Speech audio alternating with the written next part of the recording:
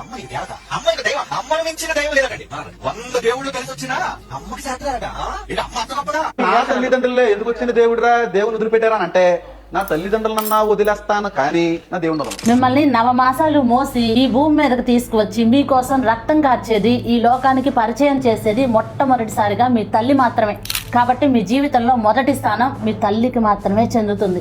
నువ్వు పెరిగి పెద్దవాడి అయ్యే వరకు కూడా చిటికిన వెలు పట్టుకొని నడిపించేది, నీ ఆలనా పాలన చూసుకునేది నీ కన్న తండ్రి మాత్రమే. కాబట్టి నీ జీవితంలో 2వ స్థానం నీ కన్న తండ్రిదే. ఈ లోకంలో ఎలా మెలగాలో అటువంటి జ్ఞానాన్ని నేర్పించేది ఆ గురువు మాత్రమే. కాబట్టి నీ జీవితంలో 3వ స్థానం ఆ గురువుకు మాత్రమే చెందుతుంది. నిన్ను ఇహలోకంలోనూ పరలోకంలోనూ నిన్ను నీ ఆత్మను కూడా పరిరక్షించేది ఆ భగవంతుడు మాత్రమే. కాబట్టి జీవితంలో 4వ స్థానం ఆ భగవంతుడిది. అదేమిటో నాకు అర్థం కాదు కానీ ఒక్కసారి మతం మారారు అంటే తల్లిదండ్రుల మీద ప్రేమ చచ్చిపోతుంది, గురువు మీద గౌరవం చచ్చిపోతుంది, దేశం అంటే భక్తి ఉండదు.